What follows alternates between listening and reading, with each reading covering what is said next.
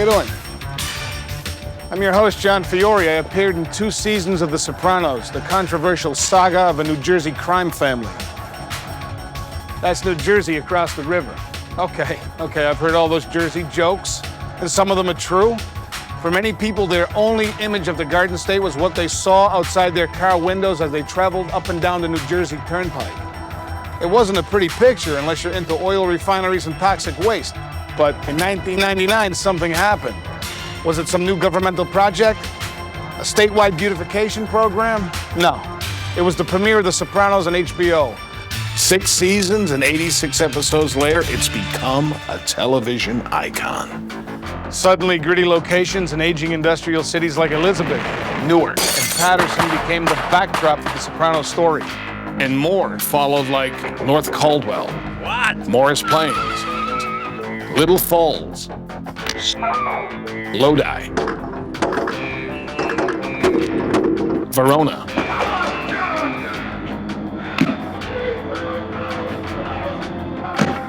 Many of these locations have become household names like the Bada Bing in Pizza Land. Tourists from all over the world want to visit the Soprano family home. And Holston's, where the last scene was shot. The now famous locations were shown inhabited by colorful characters like Phil, Ralphie, Tony B, Johnny Sack, Carmine, Vito, Richie, Paulie Walnuts, Big Pussy, Uncle Junior, Bobby Bacala, and the rest of Tony Soprano's crew. And it's really something. I did about 12 episodes as Gigi Sestone, a capo on Tony's crew. I even whacked a few guys, but you know what? I'll always be remembered for what happened to me in episode 34. I died. No hail of bullets, not even one neat shot behind the head. I died literally in the head.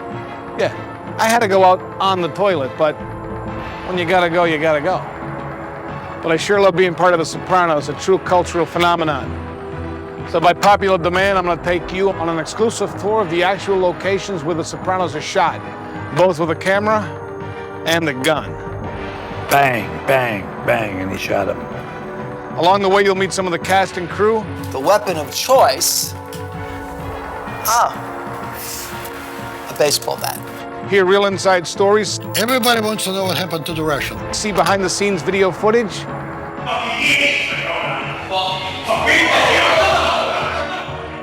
And a whole lot more. I'm gonna give up what happens in the 5th season. You could always expect bloopers. Birdman, hello? Yeah, I've been home from work. Stupid fuck, excuse me. It's got that and all kind of crazy stuff. I'm very unlike Tony Soprano. I'm a sweet gentleman. Hey, driver, we gotta get down to the Lincoln Tunnel.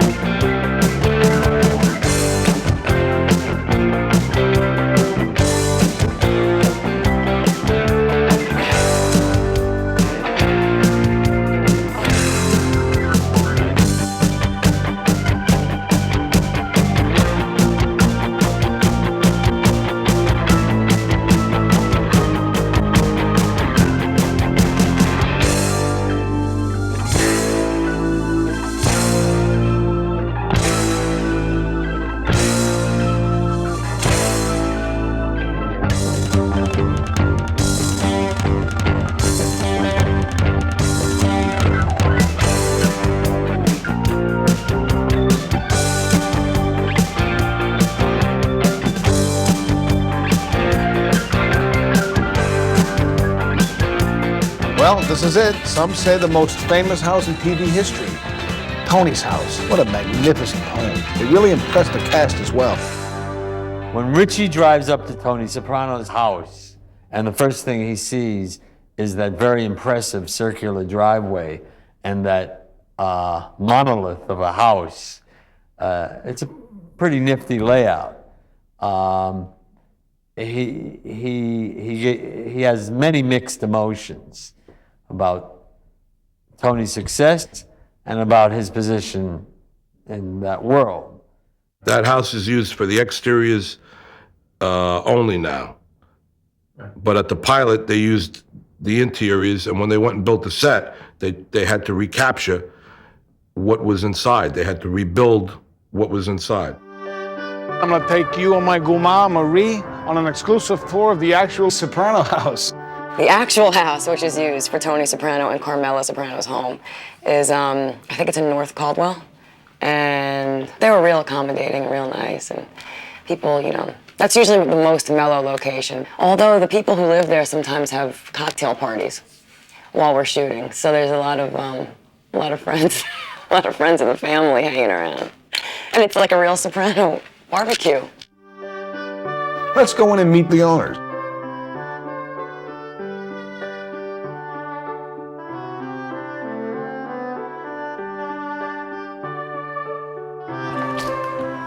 Hey. Hi. Patty. Morning. Hey, Vic. Hi, John. How are you? Hi, Marie. Come on in. Hi, Marie. How are you? Good Thanks for having us in today. Beautiful home. Thank you very much. How long have you lived here? 14 years. 14 years. A beautiful street. I understand you're in construction.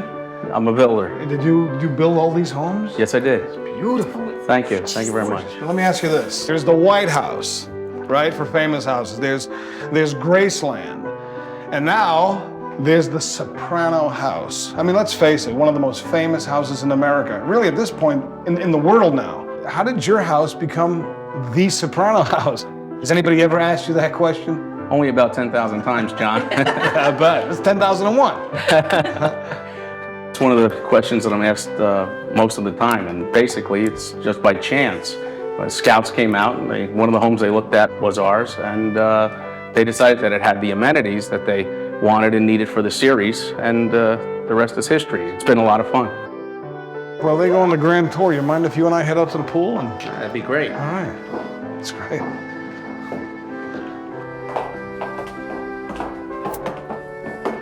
Oh, Patty, what a gorgeous dining room. Would you like to see where Carmela kept her AK-47 in the show? Oh, my goodness.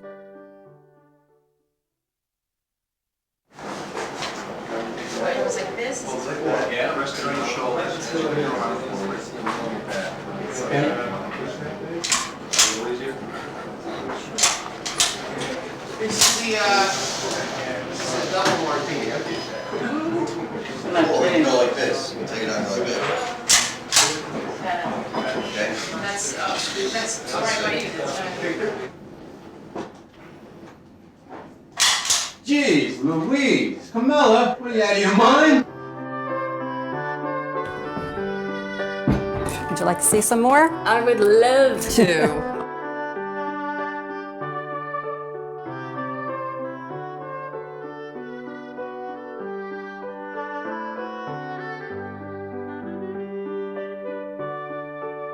This is the master bedroom.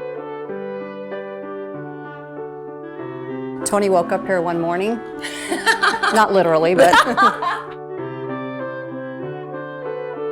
And yes, this is the master bath.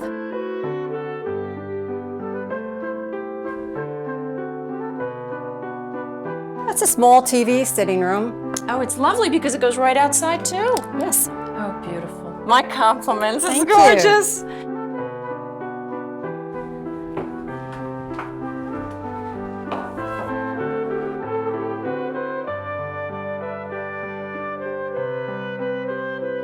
This is the great room. The bar. Now I know why they call it a great room.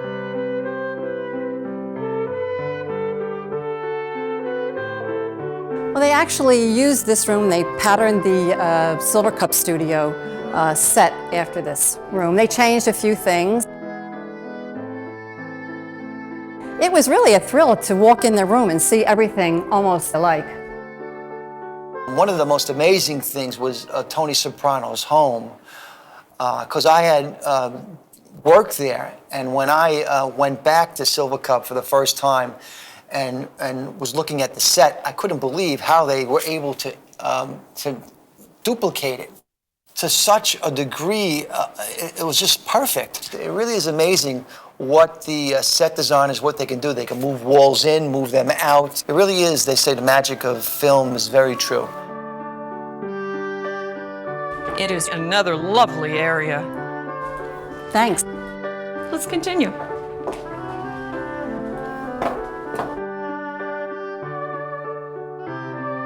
This is beautiful. Oh my goodness. Well, this is actually the kitchen that they used in the pilot. They also duplicated this at Silver Cup Studio. We had an opportunity to go out there and take a look at it, and it was just a thrill to see the kitchen so identical. They may have changed the glass front on the refrigerator, but it is the kitchen that they did use in the pilot and that they spent most of their time filming in, actually. Spent a lot of time in here. Action. Leonard, father with those ducks. Girls, you gotta have more than just cranberry juice for breakfast, all right? You need brain food. Happy birthday, handsome. Mwah. 13. Yeah, he doesn't act this. Male, female doctors made at home. Ah, disgusting.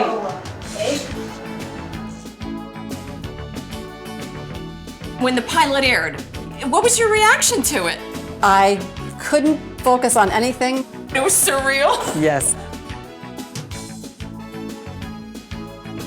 You want to take a look upstairs now? Would you like to see some more? Boy, I'll tell you, this is so big, this house. At the Soprano house, on location, we're shooting exteriors, so we're in the backyard and all that stuff. It's usually really hot when we're there, or it's really cold and we're pretending that it's hot and we're freezing in our little tiny mini skirts and stuff. But when we're shooting in the house, all of the windows, when you look out the fake windows, there's all fake patios, fake pool, fake trees. I mean, you can never tell on film, but it's pretty wild to look at, because when you look out the window, the backyard is this close to the window, and that's the whole backyard. There's no depth, it's all photos. It's pretty cool. Oh, when I actually brought Charlie to the Soprano house, my little bulldog, she took a giant crap on their lawn. I remember that. And I felt like I was never gonna be allowed to bring her again. They were like, it's okay, your production is just gonna pay for it. I'll let you know, Vic, many important Soprano plot elements took place by this pool, including ducks taking up residence in the pilot episode. What was that all about? Yeah, that was a funny experience that day when they came with the duck handlers and put ducks in the pool, and James was in there feeding them bread. It was a lot of fun.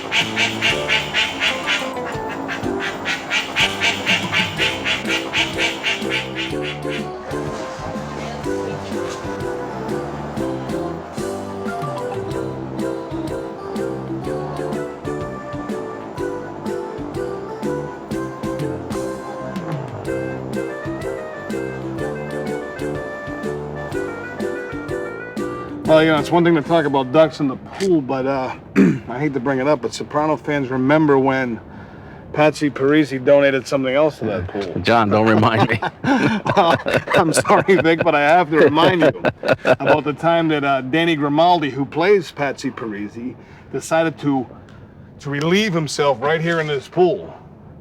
The wonderful technical people put that peeing sequence together. There was a hose rigged up with a tube that ran up my leg with a valve.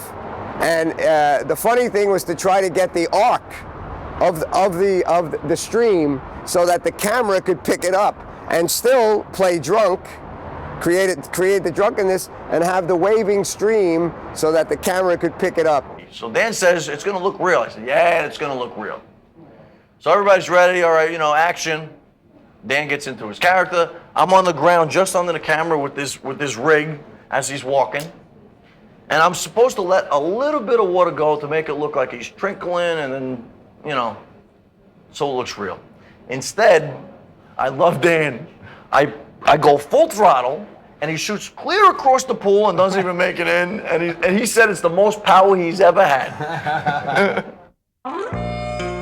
The first time we went to the set, which was to be used as Tony Soprano's house, it was a little odd because you had a beautiful house in a reclusive area, and there was a lot of excitement, and we didn't want to break anything, and we were afraid to go into certain rooms, and and then you had the pool and everything in the backyard. There was a friendly atmosphere, and there was a lot of improvisation going on because it was a barbecue scene. And it's the first time the cast really got together on the pilot like an ensemble. We were all hanging around waiting to shoot, and I think the funniest thing that happened was, for me as an actor, was everybody was trying to get camera time. And if you look at the barbecue scene, you can see that, like everybody they knew where the camera was, and they wanted to get seen because it was the pilot. Everybody was improvising, so me, I just shut up. I didn't say anything. I just kept quiet. But Tony Sirico got enough, he said enough. He likes to get his camera time in. Tony Sirico and I have a relationship. It's not just an acting relationship, it's a relationship between close friends. And I think what happened is that David Chase saw that and combined the characters of Paulie Walnuts and Big Pussy and made these guys friends on the show because we already had bonded in real life. I hope in the future we'll work together again, and maybe I'll have the opportunity to whack him because he's always whacking me. This is another room that they set up to use in the show, but they actually didn't film in here. But this is the window that Meadow climbed in after being out late one night.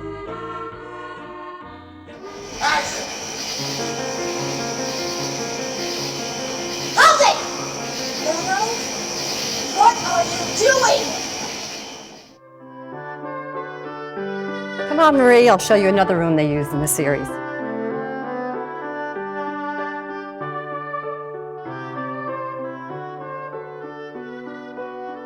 This is the family room. Wow. This is the one that they did use for the pilot. Oh, okay.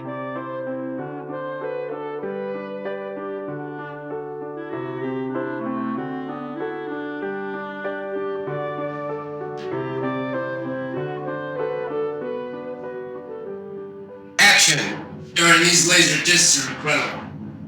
Yeah, Tony watches Godfather 2 all the time. How does Tony rank Goodfellas? What do you have, raccoons? Somebody's Jimmy Hanga. What? I was supposed to say you, right? Cut. Vic, one of the most asked questions is just what's in that refrigerator Tony's always going into. I wonder if we can have a look in yours. Sure, but I don't think it's the same as what's in Tony's. Oh, wait a second, before we do, why don't we see how Jeff Marchetti, a set dresser on The Sopranos, answered that very same question? So it's a real refrigerator, it really works. And a lot of our real lunches are in there. If I'm dying for a drink, I put it in there throughout the day. I go back and forth because it's right on set. We don't have to walk to craft service. And the gabagool obviously is in there. And there's always gabagool in it. Good stuff. Hey, just in time for the grand opening, Patty. Well, like every good Italian household, we have 4 or 5 sticks of pepperoni, provolone, homemade wine. John, would you like a pepperoni for the road? Thanks, Patty. I've got my own. Thank you. Okay, next listen, time. You guys have been fantastic. I got to tell you. Thanks for letting us into your homes. Our pleasure. We're going to go. Vic, thank you. Hey, you're Patty, very welcome. Thank you so much. Bye. It's been great. Thanks a lot.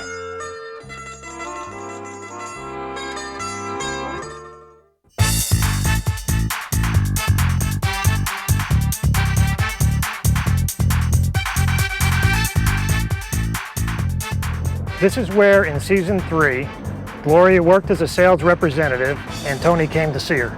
This area was converted to our customer waiting room for the show. This is where Gloria introduces herself to Carmela and then offers her a ride home. Gloria Fella. Carmela Soprano, you sure you don't mind? Give me a minute, I'll get a demo. All the people that were here were absolutely marvelous. They took great care of us. They offered us breakfast, lunch. They offered to help move cars. We must have moved at least 60 cars one day. They must have came with at least a dozen trucks, lights, every possible equipment you could imagine. It was very exciting. We got to put headsets on and watch right behind them, filming everything. I mean, they were all pretty wonderful. It was almost like having a whole movie studio right here.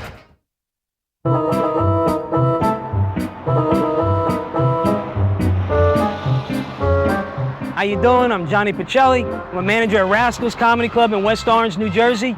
And The Sopranos filmed here in the 3rd season. Meadow and Jackie Aprio Jr. were playing pool inside. They had an argument, she ran outside, and she crashed his car on the side of the building. Come on, let me show you where it is. The preparation for filming started about 9 o'clock in the morning and it went to 2 o'clock at night. You wouldn't believe the equipment they used there. They had scaffolding, they had monitors, they had screens, cameras. People were running around going crazy. To just do a little scene like this, you wouldn't believe the time that it took. That night outside Rascals was rough. I mean, Rascals is a comedy club, but it wasn't a very funny night. We had stunts going, and you never see the actual car crash, but they had put a car on a hill like this for the car crash with Meadow inside, and this was a steep hill. It was all rigged so the car was safe and all that. But it rained. By the time we got to that section of the shooting, it had rained, and now this hill was like a mudslide. So here comes Jason sliding down this hill. At this point, it's what used to be safe is now a little dicey, but that was a really great scene. You guys all right? This is fine. Totally fine. When we got hurt, we were tired. Fuck the car. Go.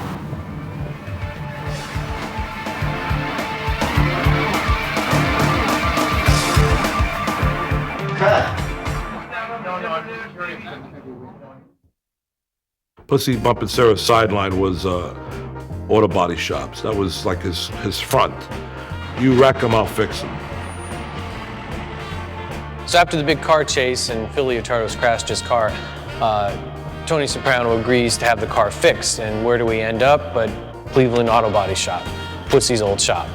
Big Pussy was, by that time, swimming with the fishes, and Phil went in to see the car, and he didn't like what he saw. In the episode, we learned that through a deal brokered by Johnny Sack, Tony would pay to fix Phil's Lincoln that he caused to smash into a boar's head truck. Tony sends Phil to the Cleveland Auto Body at Harrison, New Jersey. It's run by Big Pussy's widow, Angie, played by Tony Kalem, and Pussy's brother, Duke, played by Phil LaRocca. I was accompanied by Joe Marazzo, playing my henchman, Joey Peeps. Phil is very particular about how his car should be fixed, and even demands that a dent on the back of the car be fixed, even though the accident happened to the front of the car. So he said it was unacceptable and to get it fixed. So they came back with Peeps, and they were checking the car out, and Phil got in and said it was off kilter. And Phil Leotardo's milking this accident for all he can get. Goes on to complain about how the paint is different, it's too dull, it's not like the old paint. Then he starts adjusting the seat, saying the seat's not the same like it used to be. Well, Angie Bumpin' Sarah, of course, is trying to not lose their shirt on this deal, so Tony sends his cousin Tony Blundetto over there to make things right and to kind of be a go-between. They made Steve Buscemi's character, who was Tony B, get in the car, and he said that this seems 100% right to me, and Phil said, how could it be good if it's a rye?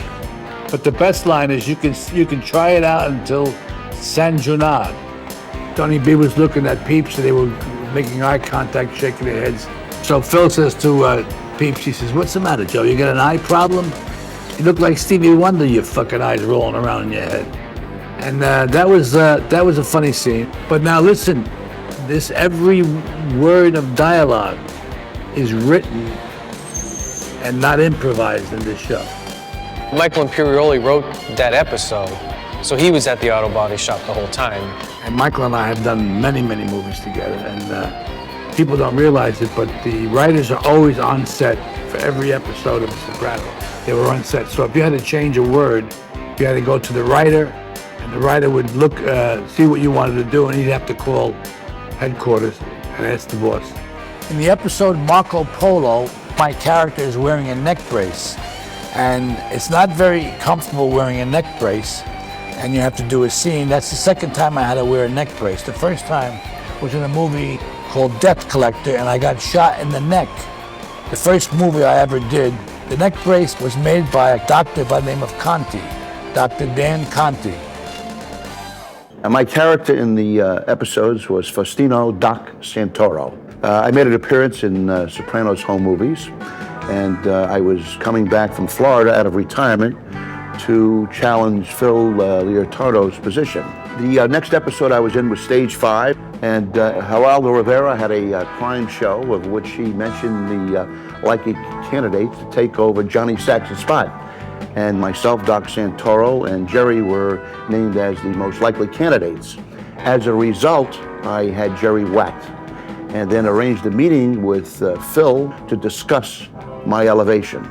The next episode I was in was Remember When, and at that episode, Phil Leotardo and I had dinner, and I sort of indirectly challenged him for what he was doing for me. I was really not satisfied. So I pleasured myself with reaching over and taking some of the food out of his plate, which I think is indirectly a direct insult to another boss. And as a result, I got a look from Phil Leotardo that was really not very enjoyable. And from there, we went on to the next scene, which was disastrous for myself. And I'm sorry that I wanted to eat the sausage in his plate. And the preparation for the scene is very intense. The first thing they did is teach me how to fall. Then they made a mask of my face to make a prosthesis for the eye, which was shot out by the 3 shooters during the scene. Yeah, I had a lot of my patients call me who saw this episode all over the country and said, "Why would you ever take the food out of his plate and cause your demise?" Thinking that this was a real part of life. I said, "Do you think this is only an episode? It's only a movie." But people get very into the enjoyment of these episodes and become part of it. And they want to express their opinion, try to help you with any situation you happen to be in. At this time, we'd like to get board for first-class passengers only. Let me get Soprano. Hey, speaking of more movie magic, how do you turn a racetrack into an airport? Well, leave it to the Sopranos, because that's exactly what they did to film one of the rare scenes featuring Nancy Marchand that didn't take place in either Livia's house, Tony's house, or the nursing home. In this scene from episode 26, Livia and her sister are about to board a plane with tickets provided by Tony, but you see, there's a little problem. The tickets, yeah, they were illegally obtained after Tony's crew took control of the Ramsey Outdoor store to collect its owner's gambling debt. Now, trying to shoot this scene at a real New York airport would have been very difficult, if not impossible. So with the help of a crew of almost 100 production people, the Sopranos transformed part of the Meadowlands racetrack into a full-fledged airport. And as you can see, yeah, it looks very convincing. One of the longest shoots that we did in season 5 was at least 3 days at a construction site. In Clifton, New Jersey. This was supposedly the Esplanade project, but it was a real job site. I mean, it was actually a new school that was being built there. Most people in the background were actually the construction workers. They were sort of like on our payroll for the day, so they were doing the actual work, some of the welding or actual types of work, and being the extras. There was no shortage of lawn chairs at that site. All the guys sat around while the rest of the construction workers were actually doing the work. These guys had the no show, no work jobs and all that kind of stuff. So they were sitting around sunbathing and everything else. Sitting around in lawn chairs was myself as Gene, Max Casella as Benny Fazio, Dan Grimaldi as Patsy Parisi, Joe Gandolfini as Vito Spaffatore, and Jeff Marchetti as Petey, and of course, Carl Capitato as Little Paulie. Will Janowitz, Meadows' boyfriend, Finn, was off to the sidelines. Tony arranged to get Finn, Meadows' boyfriend, a job with this construction company. So here's a long tracking shot that we did with Finn, working on the construction site, and all the other guys just hanging out on their lawn chairs. The big scene involved myself as Gene in a ball-busting session with Little Paulie that escalated. Well, that one scene where the guys are going back and forth breaking balls, and Waterloo's like a sort of like a gay remark to my guy Gene, and he doesn't take it too well. It looks like I'm holding a homeless bottle of Snapple. But in the hands of Eugene Pontecorvo, it becomes a deadly weapon. Oh yeah. Bam. Gave it to him right over the head, and proceeded to beat the shit out of him, kick him half to death.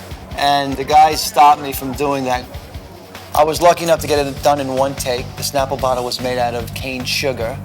Pete Picosi, the stunt coordinator, we worked quite extensively to make sure that where I hit Little Paulie, Carl Capitato, he wouldn't be hurt. But there was a stunt double for Carl. Well, Pete's brother, as a matter of fact. They both had the same makeup, of course, but you know, usually in film, they pick a guy who has the same physique who doubles in for the main actor, the principal actor. And he really looked like he had the wig on, but he really looked like Little Paulie. Of course, then it led to me kicking Little Paulie. Of course, Carl was on the ground initially, and then he was replaced by Pete's brother, the stunt coordinator's brother. And then cutting in, the coverage then is on the ground, and the stunt double might do some of the body shots, take some of the kicks, and then cut to the face, and then you'll slip the real actor in there on the ground for the tight coverage of the face and the stuff. And that's a little bit of the inside stuff, and then they kind of shot that in pieces.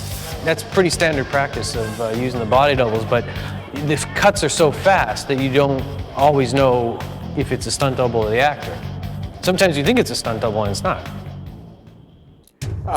When we shot at the construction site in Clifton, that was a very big episode for me. At the construction site, we did a scene that takes place at dawn, and Finn, Meadows' boyfriend, pulls up in his car to start the workday, and he sees a security guard sitting in his car, kind of laying back, and then we see Joe Gandolfini's head pop up in the window.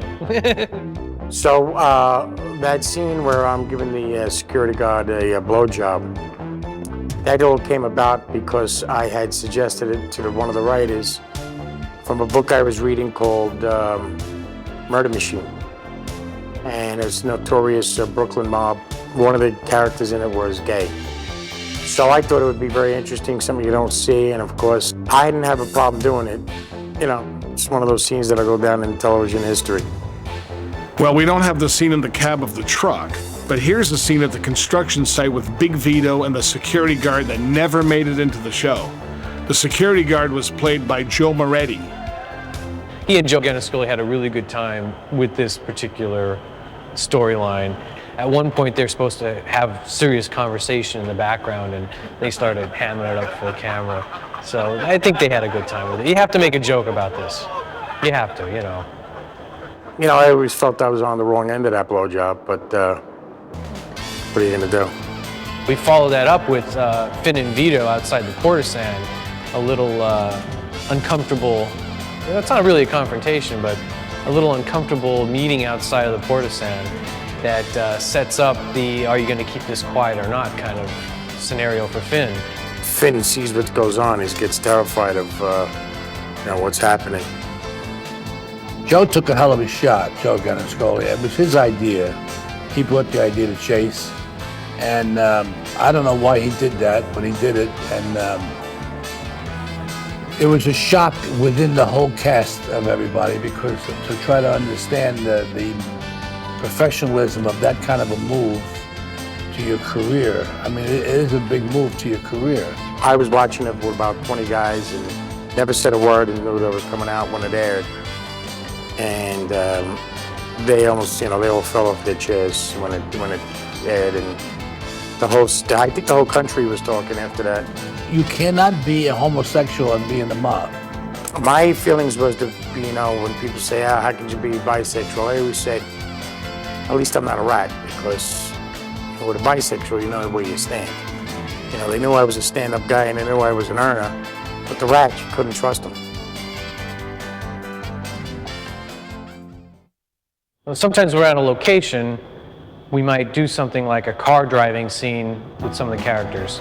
And when actors are in a scene that is supposed to be driving a car, almost all the time it's a car hooked up to a tow truck. It's actually it's called a camera truck, and it's a tow rig truck that the actors don't have to drive. So that there's a safety issue, of course, when you're trying to pay attention to driving and do a scene.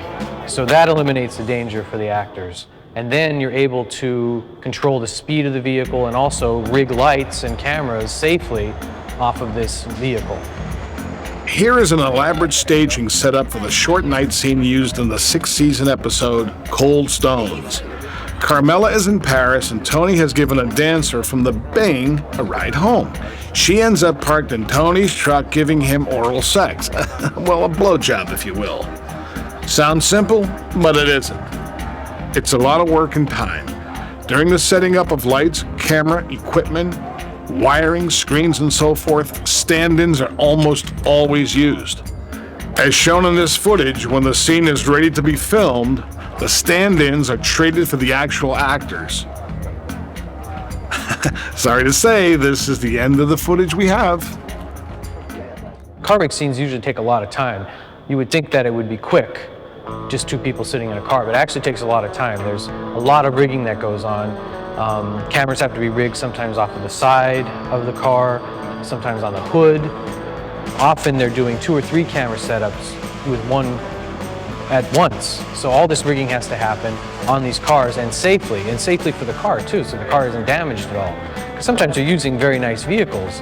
Tony Sopranos is a very nice car, you don't want to have any scratches, and the grips are rigging metal pipes all around this car, so you can imagine that there's ample opportunity for damage. And that's why everybody takes their time and rigs everything properly so everything is safe. And on the back of the truck, there are monitors rigged for the director. So the director, script supervisor, ADs, all these people right on the back of this truck, and it's like a big parade float going down the street. All these people watching the monitors in the back, the actors doing the scene, and really trying to remember to pretend to drive so that it looks real. Sometimes we're at a location, we might do something like a car driving scene right outside the pork store, but it's not supposed to be outside the pork store, it's just supposed to be somewhere in New Jersey. And there's a scene that we did with Agent Robin and Adriana talking in the car. Actually, shooting in a car for me is not that much of a pain in the ass. What is a pain is that Adriana is constantly crying. So to have to pass the same spot again on the same tear that falls off her face, it's like, that's where it gets crazy. But as far as being in the car, it's kind of easy because the camera's not that intrusive. I mean, I know it looks absolutely crazy all around you, all the machines and all the trucks and stuff, but I kind of just block it all out. I just don't like when they put a sheet over the camera because then you can't see out the window. In the scene, I'm supposed to be looking out the window or crying, and I'm looking at this white sheet, and it's so not real that I want to cry. I cry a lot. I'm gonna cry now. Karen Young, who plays Agent Robin, is mean to Adriana. But I mean, she's the only person I work with now. I barely ever work with Michael, so you know, it's kind of rough doing all those FBI scenes. It's so kind of, I'm tired of crying. Tired of FBI scenes, but I love her. She's great, and I have a great time with her. She's a great actress. That's my girl. That's my home girl. Sometimes when you see a simple scene in an episode, there is a lot more going on behind the camera than you would think. For instance, we have a scene with Adriana and the FBI agent walking through a park. Doesn't sound like such a big deal, but the crew laid probably about 100 feet of dolly track, and everybody in the park is an extra who has a particular timing to walk and a certain line that they're going to cross on. Even the ducks in the pond were extras. And they're weighed down with little weights so they don't fly away, and they're positioned exactly for the camera. So this tiny little simple scene is actually very involved. Of course, it's a fantasy world when you make a film, so the extras are seen feeding the ducks, even though there's a sign posted right there that says, "Feeding of waterfowl prohibited." Very bad. It's always about the ducks.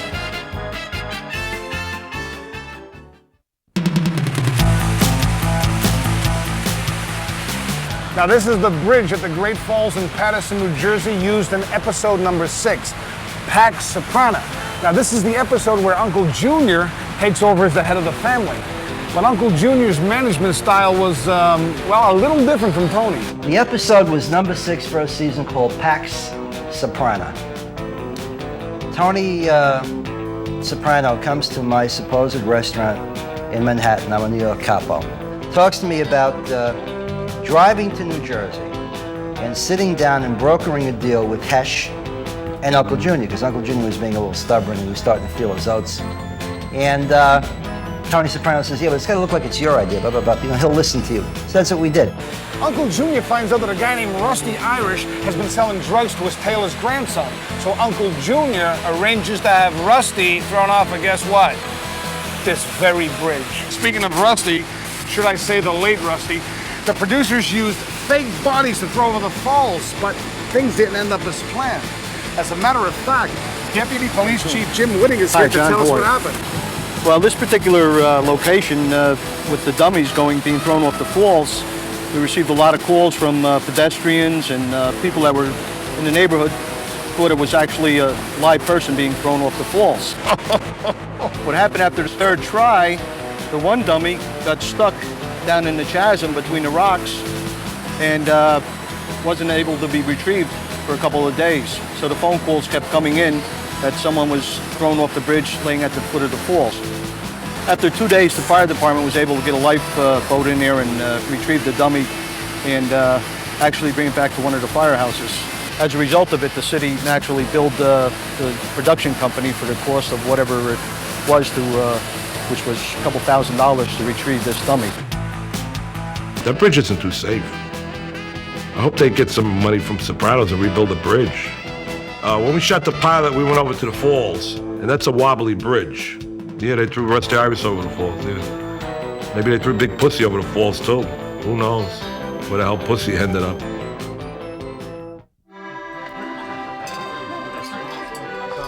Here's another important Paterson, New Jersey location. As you can see, there's always an audience and a camera when the Sopranos come to town, and the cast never fails to interact with the fans. It all happened right here at the Fair Street Market. This is where Tony called for a tension-filled sit-down between Paulie and Ralphie during the 3rd season and left us with the impression that Paulie was ready to jump over to Johnny Sack's New York family. Paterson is a Sopranos shooting bonanza. This city's unique architecture offers a tremendous variety of locations, all within a very short distance. Now, we've just pulled onto Lee Place, and within this one block, 3 separate scenes from different seasons were filmed. Let me show you. Our first Lee Street location takes place right here. This is where in season 3, Meadow has followed Jackie Jr. because she suspects he was cheating on her. She catches him with another girl and confronts him.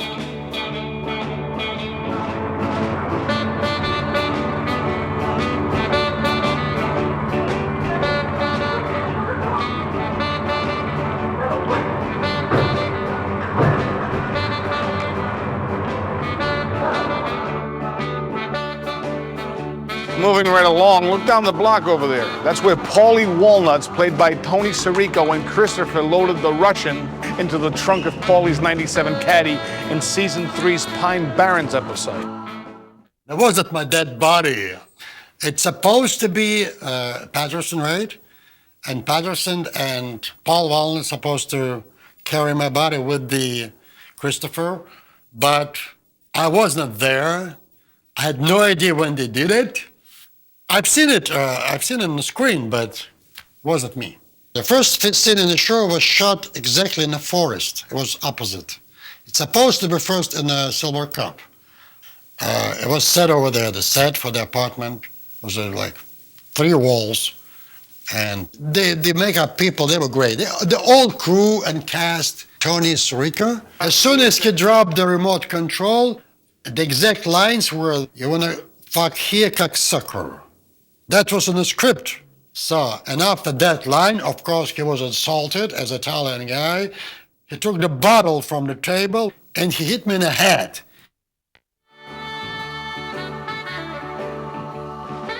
My name is Jerry DiToronto, and this is the car that was used in this season's Sopranos, driven by Paulie Walnuts. The car was really featured in the Pine Barrens episode with the Russian in the back. That's how most people identify with it. It was in about 3 or 4 times, but they were just short clips. Whenever Paulie Walnuts was sitting in the car, it happened to be this one. It's funny because I have a store on Bloomfield Avenue, and a lot of people, I don't know how they find out about it, but at least a few times a week, people come in here and they want to see the car, and sometimes they take pictures of it. Some other people come in and they put sunglasses on and they smoke a cigar like they're supposed to be a mobster or something, and they take pictures with the car. It's pretty funny. When I was in the trunk in the car, and the same day was shooting with Michael Imperioli and Tommy Sirica, extremely professional people.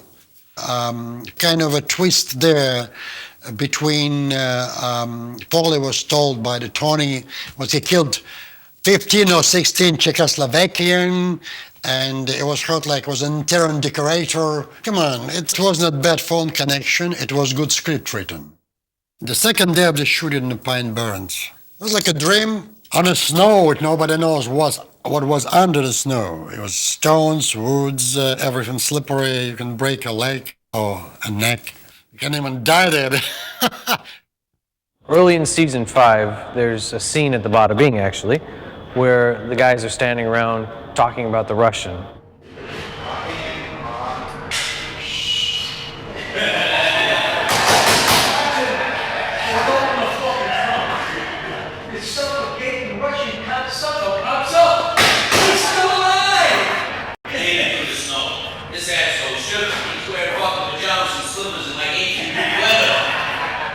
I think fans have been wanting to know what happened to the Russian.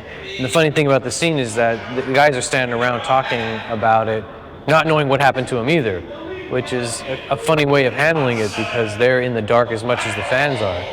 And they don't even know where the Russian is or if he survived or anything. And the scene ends with an altercation between Paulie Walnuts and Christopher, arguing over who's at fault for what happened with the Russian.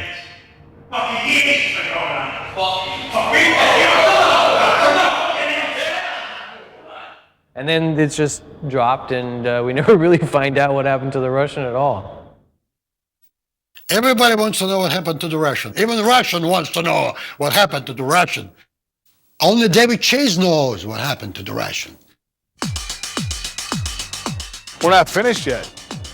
See that pizza place on the corner? That's our 3rd location on this block. That's Gio's Pizza, but in season 2, they used it as Beansy's Pizza. It's where we first meet Richie Aprile, played by David Proval. Now, fresh from prison, Richie takes over his old territory and demands protection money from Beansy, who refuses to pay. To make his point, the hot-headed Aprile runs him over with his car. The auto attitude adjustment was filmed right here. Oh, transmission problems in those SUVs. Tremendous. Richie never intended. No, he couldn't get it out of reverse. He was just gonna, go. I don't know.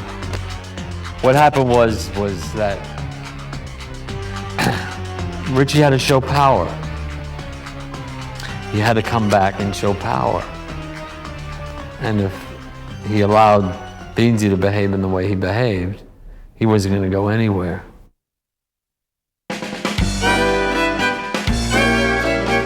This is Lou Costello Park in Patterson, the site of some important meetings in The Sopranos. The first was when Tony met with Paulie Walnuts to tell him Furio was joining Tony's crew. I was walking for some reason across the street. I was going to make an entrance into a car. I look up and I see one of my great heroes, Lou Costello. If this is an omen for the experience I'm about to have on this show, well then I think I'm headed to something very exciting. And I think it's Lou holding a bat. He was a great baseball player and basketball player. People don't know that about Lou Costello. He's a wonderful athlete and New Jersey born. And I think I screamed. I think I just went, ah! We shot a couple of times in Paterson, New Jersey, at the Lou Costello Park, and as a young boy growing up, Abbott and Costello were absolutely very, very important to me in terms of timing, in terms of learning how to do comedy. Hey, Abbott, I understand they made you the manager of this here Colgate team. Why not? So you're the manager? I'm the manager. Well, you know, I'd like to know some of the guys' names on the team, so when I meet them on the street or in the ballpark, I'll be able to say hello to those people. Why, sure, I'll introduce you to the boys. They give them funny names, though, Lou. Oh, I know they give those ball players awful funny names. Let's see, on the team we have who's on first, what's on second, I don't know who's on third. You the manager? Yes. You know the guy's name? I should. Well, then tell me the guy's name. That's his name. That's whose name? Yeah. Well, go ahead and tell me. That's the man's name. That's whose name? Yeah. Well, go ahead and tell me. Who is on first? What are you asking me for? Lou Costello was born right here in Paterson, New Jersey, and he donated this land to the city while he was still alive. And here's a real mob-related connection. Both Bud Abbott and Lou Costello were big-time gamblers. It's been rumored that Costello's one-year-old son, who drowned in the family swimming pool in 1943, wasn't an accident at all, but mob retaliation because of large gambling debts owed by Costello. True or not true, it certainly scared a lot of guys into paying their gambling debts. It was a thrill to work at that place. Jimmy and I had a couple of scenes there, and it was cold. It was wintertime. I remember we were all bundled up, and we come around the corner, and we had to talk about Vito. He knew that Phil wanted to kill Vito because Vito was a homosexual, and he was married to Phil's cousin, and didn't like the disgrace to the family because Phil was a real diehard guy, and Tony was keeping him away from. He didn't want to kill Vito because Vito was earning a lot of money for the family. And we shot that in Paterson at the Lou Costello Monument. We did it a few times. It was fun there, but cold. Hey, look, Paterson Police Chief Jim Whitty turned out for the filming. He's right off to the side. This is yet another Paterson location. Right across the way from Lou Costello Park is the Mason Galicia restaurant, now closed due to a fire. This restaurant was used in episode 16, known as Toodle Effin' Ooh. It's where Lorraine Bracco's character, Dr. Melfi, runs into Tony and his cronies, and Tony is forced to pawn her off as an old girlfriend. We were in a restaurant location in Paterson, New Jersey, and it was deep summer. I mean, deep. And it was a scene. It was an episode called Toodly Doo, when Lorraine Bracco's out with her girlfriends having dinner, and I'm having dinner with Tony Soprano, Paulie Walnut, Silvio, and Pussy. That episode was the only time I really had the chance to work with the wonderful Lorraine Bracco on The Sopranos. Yeah, we were talking about blowjob lips and stuff like that. Yeah. You know, it was summer. They had to shut the air conditioning down, seal the entire restaurant off. So it was murder. It was really murder. Bad, really bad. We had an Australian director, and you have a certain time limit to shoot an episode, 9 days, and you got to get everything done and then move on and move on. And this guy thought he was shooting, Ben-Hur. He was covering every shot possible, and we thought we were never going to get out of that restaurant. And we were there for a long day. It was a very long day. So occasionally on a break, we would take a walk across the street and admire Lou Costello's statue, or walk around and take pictures with the local cops and everything. That was a long day. I don't think that director ever came back and shot another episode. Driver, pull up here where you can, all right? While we're in Paterson, I want to show you one more location. Actually, it's 21st Ave, and you should have been here the day they filmed a scene for Season 3, Episode 38 of The Sopranos. Although the action takes place at night, the cast and crew arrived early in the day. By the time the sun set and the temperature dropped, the crew was still hard at work putting the finishing touches on both the inside and outside of the location. Many fans crowded the streets to get a glimpse at some of the guys who are always very accommodating. Well, we're standing in front of Cafe Italia, but in the scenes you just saw, it was called Basile Electric. The producers changed it to that name. Oh yeah, but first let me tell you about the backstory. You see, Jackie Jr., played by Jason Serbone, and his buddy Dino Sorelli, played by Andrew Davoli, have been hearing all these stories about Tony and Jackie Sr.'s criminal exploits as young men. So Jackie Jr. and Dino decided to duplicate one of those stunts by robbing an illegal card game, which was held right here in this place. Well, they picked the wrong game because that night, both Christopher and Furio were sitting in on the game, and the robbery goes very wrong. One player was killed, and Furio shot in the leg. And I want to bring on Sal, the owner. John, how are you? How you doing, John? How you doing? John, good, good. Let me show you the table where actually the game took place. Right here, huh? Yes. Hey, what are these, bullet holes? Not really, not really. I play a little cards myself. I'm looking for a little action, Sal, to tell you the truth. Actually, we do have a game Oh, you do? back here, my so let me show you what's Let's go. going on here. Hey, this, And this is it. Frank Pantangeli. Yeah. Here they are. Look at this. Whoa. All right, guys. Maybe I can weasel in on this game. I might sit down. I got a few. Mind if I sit in? The whole gang is here. Hey, deal me in. Yeah, I got some money. Great, look at that. What, are you kidding me? All right. The scenes we're going to see now show when Jackie Jr. and Dino run from the game and down a side alley onto 21st Ave. Now, of course, although called Basile Electric, this is actually Cafe Italia, the building we're in now, just to the right of the screen. Each part of every scene has to be blocked and rehearsed before it's shot. In the next sequence, Jackie Jr. commandeers a passing car. Anytime a moving vehicle is used, a lot of care has to be taken to ensure the safety of the actors, not to mention the crew and even the cameras. Whoa! Oh, shit. Oh my God, look at that. Did he hit him? There goes the steady cam. That's a bad thing that's just happened. Well, it's just gonna fuck up. I don't know if he's got a big camera. He saw it here first. One night in Patterson, we were doing the scene where the guys rob the card game and they run outside.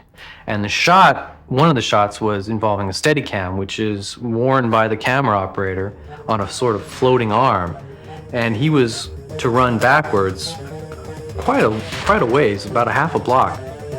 We went to do a take and the Steadicam operator is running backwards, and out of the corner of my eye, I see him fall. And you're just like shocked, and you're still, booming the scene, wondering what, are we continuing here? And he's on the ground.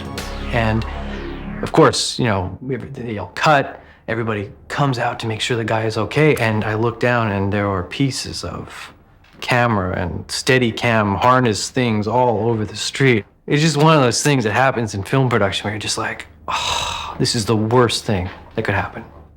In the final shots of this scene, Jackie Jr. speeds by Dino, literally leaving him holding the bag. Of course, in this case, it's the bag of money just stolen from the card game. Finally, Christopher and Albert Barisi catch up with Dino. He pleads for mercy, but to no avail. Mob justice is administered on the spot.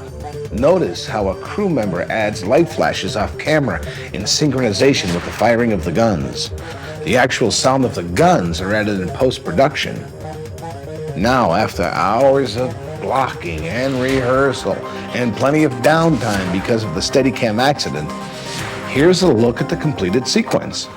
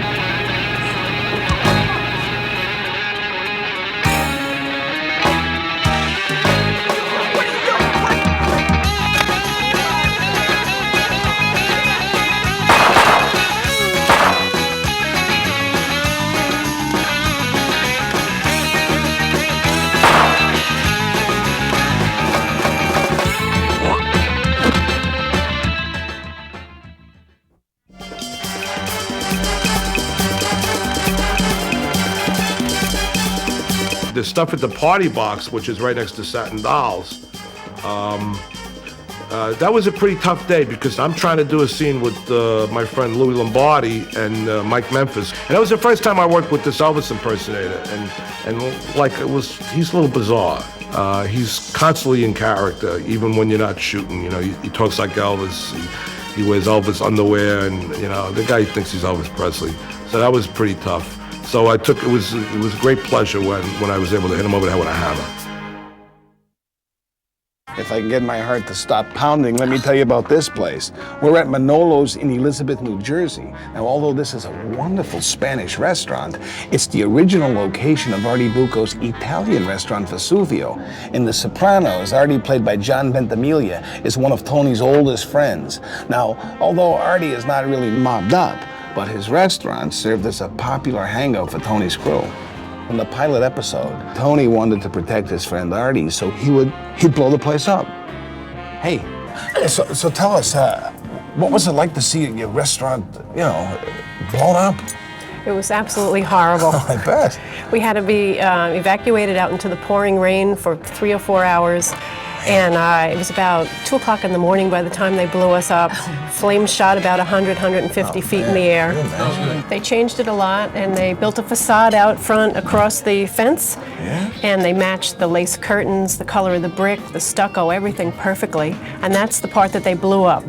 Did they succeed on the first attempt, or? No. No? What happened? I think planes from Newark Airport flew over. Like this one.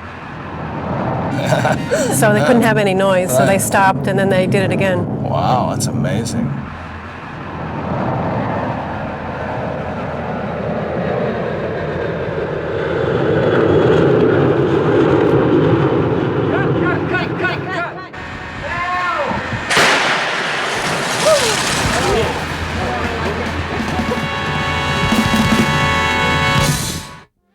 Having a restaurant in The Sopranos isn't all that it's cracked up to be, as Carol knows. Now, you take the restaurant used as Artie's new Vesuvio. It's located on Bloomfield Avenue in Caldwell, New Jersey. Now, the interior of the restaurant is a set at Silver Cup Studio in Queens, but they still need the exterior for certain scenes, like the final episode of season 3. The owner told us that a crew of 130 people shot outside his restaurant from 6 a.m. to midnight. Now, of course, he expected to see a lot of his place in the show, but when that episode finally aired, there was less than 30 seconds on the screen. With, The Sopranos becoming so big and becoming such a big hit that it was unpredicted, do you see it going further and staying around for many years, or how do you see it? One more year. That's it? Yeah. Has your life changed since starting the role of Tony Soprano on Sopranos? Have you seen yourself falling into the role at all? No, I don't. How has it been working on a series that's become so big, and have you found anything interesting about it, different? Well, you get to develop the character a little bit more. Now, I know that you have a son. Is it hard being involved with the family, or no? Okay. Anything else you can think of? No? Okay, well, thank you very much for your time. Thank you. Very nice meeting you. Sometimes you're given rain, and sometimes you make rain. A lot of times the script will call for there to be rain. So we have to make the rain if it's not going to appear naturally. So there was a big scene with Adriana meeting with the feds, and the script called for a rainy night. So even though it was a beautiful summer night in Fairfield, New Jersey, we had to make rain. And it was just the area around the car, so it's kind of funny to watch. Walking towards the set, everything is a beautiful summer night, except right where the camera equipment is just a downpour. Shooting with the real rain versus shooting with fake rain, I prefer the fake rain. They're big giant trucks that basically are used for what they call wet downs. You just wet down the street, and then if you have to make rain, you hook up a truck to rain towers, which are 20, 30 foot high, and they make rain and just pour it down on where you're shooting. The real rain, with all the hair makeup we go through and all that hair, it's the biggest nightmare ever, especially when you're on location. You have to go from place to place with no umbrella, the humidity, the hair falling down. So the fake rain, turn it on the second week. I mean, we shot a scene, me and Karen Young, in the FBI car, and that was in the rain. But luckily we were in the car, so that was okay. When Drea shows up in the morning, she's more like a rocker girl, like a rock and roll girl, maybe like a biker type girl. She's not the glamorous type, you know, she's hot. I mean, let's not kid ourselves. And then she gets all glammed up to play Adriana.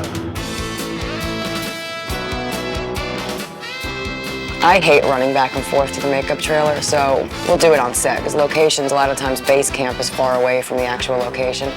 But Adriana has a lot of hair, and it takes a good 2 hours to put it in, and it takes 15 minutes for a touch-up on it every time we need a touch-up. Unless she has a nice updo that day. When we're shooting, I always prefer the scenes where Adriana's got a black eye, or when she's, you know, been crying all day, or she's been puking. I like that stuff better. I don't like when I have to look pretty, because then the expectation is way too high. I prefer looking like crap. And I have an easier time acting when I don't have to worry about hair, makeup, wardrobe, any of that stuff. I mean, I need all those things to make Adriana who she is. But at the end of the day, I prefer acting with none of it.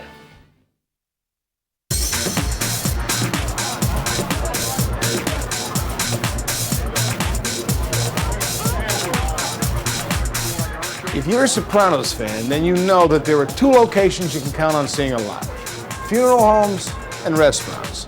Speaking of eating, Tony Lip, who plays Carmine, meets an untimely death in the middle of a nice country club lunch and ends up on the ground with his mouth full of egg salad.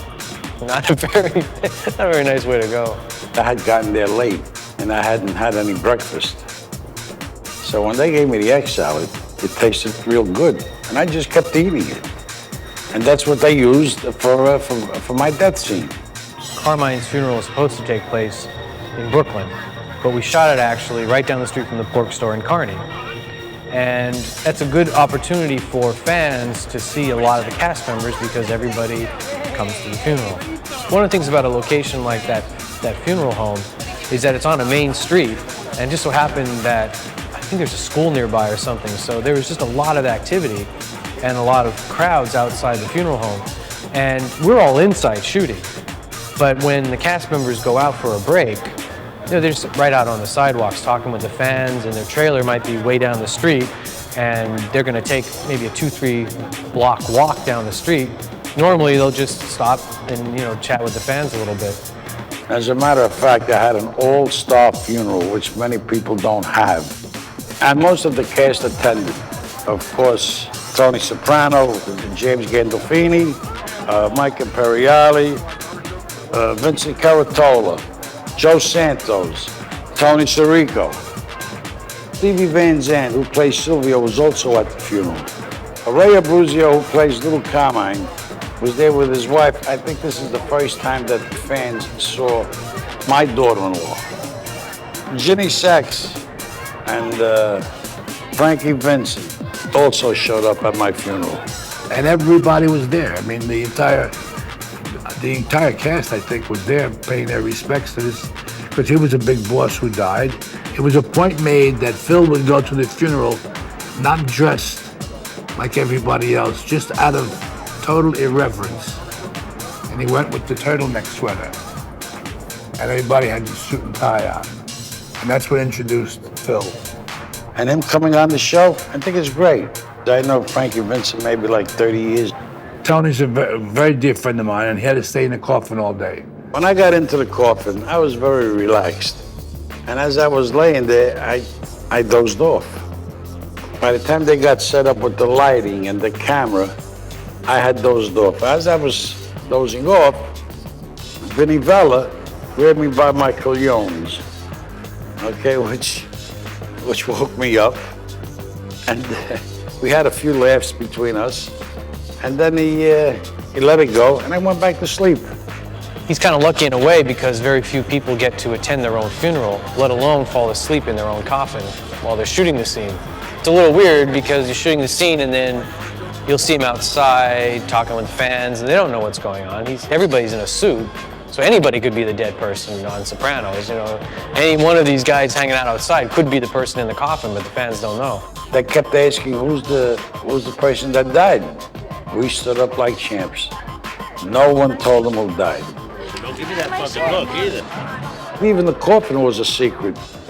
They brought their own coffin. They didn't trust anyone to know who died. I think I had a great turnout for my funeral. And we had a great time. As a matter of fact, it was more like a wedding than a funeral. What I'm gonna miss most is all the guys that are on the show, the fun that we had, the laughs that we have. Tony Sirico's a fun guy. He'll have you laughing all day long. He's a great guy. And Vince Coratolo, who plays Johnny Sacks, is also a great guy. As a matter of fact, he helped me a lot. When I was sick on the show, he helped me to get through some of the scenes. I like Vince a lot. When Vince is playing sax, he's playing sax. He's playing the real character. He's a typical mobster that you would see in the street. He looks it and he plays him to the T. Working with James Gandolfini was one of the easiest jobs I've ever had. He's a piece of cake. He's easy to get along with. There's no intimidation of any kind. There's no ego bullshit. You know, it's just great. I can work with him all day long. He's a beautiful guy. He signs autographs for everyone or anyone who asks him. He'll go out into the crowd himself and sign autographs and greet the people and say hello to them. Jimmy Gandolfini really went nuts with the fans, waiting outside at the funeral parlor. Hello, Mom. Posing for pictures, chatting with the crowd, talking on fan cell phones, and signing autographs. He even honored a fan's special request to sign her boobs. Some guys have all the luck. Nobody ever asked me to do that. I'm from Vegas. You gotta do it for me. God bless you. Do whatever you want. Thank you.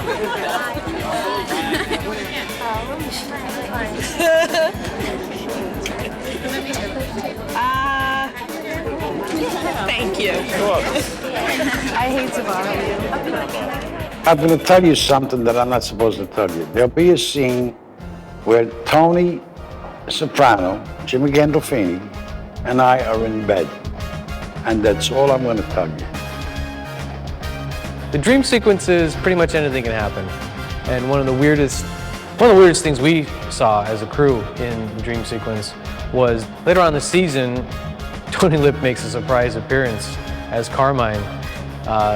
Tony Soprano's in bed. We see him in bed with a prostitute prior to this. And he wakes up and the camera goes over to the right and there is Tony Lip as Carmine in bed with Tony Soprano. I don't know how they felt about it, but it looked pretty funny.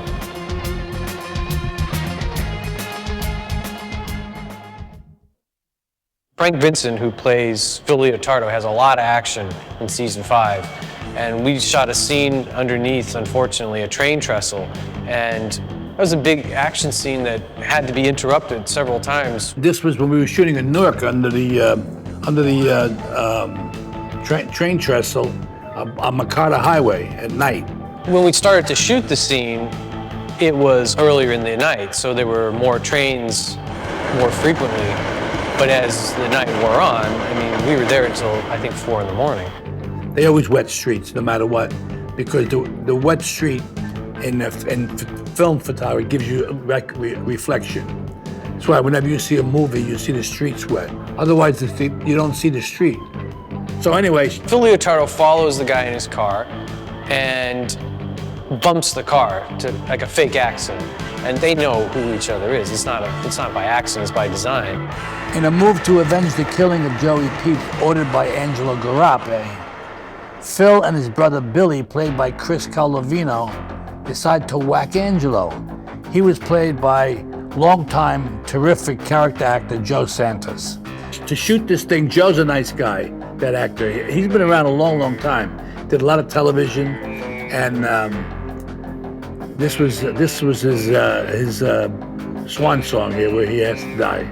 We did quite a lot of takes when Billy strangles Angelo, and Phil helps to get him into the trunk of the car. We had a real problem with that car because there was that Continental kit in the back, and the bumper extended quite far.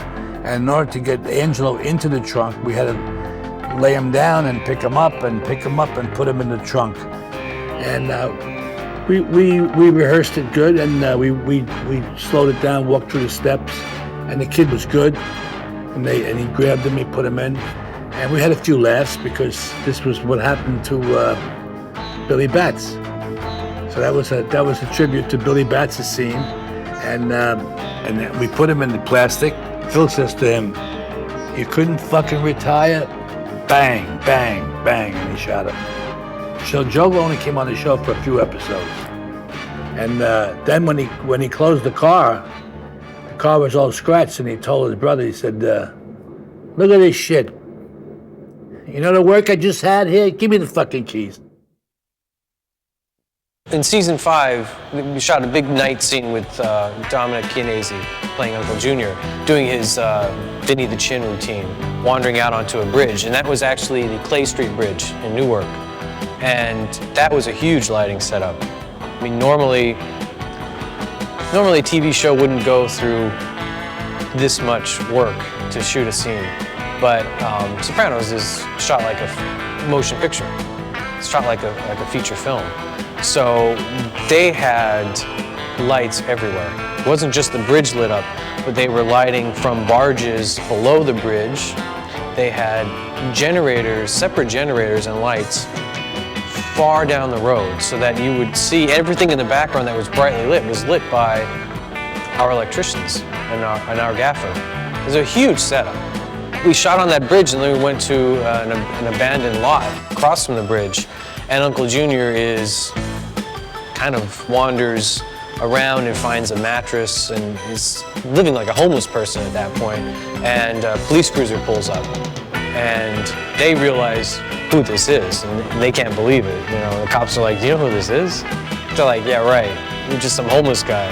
Pretty funny scene. My defense of Uncle Junior is this emulation of Vincent the Chin Gigante, who walked around the streets of Greenwich Village in a bathrobe and slippers pretending he was nuts.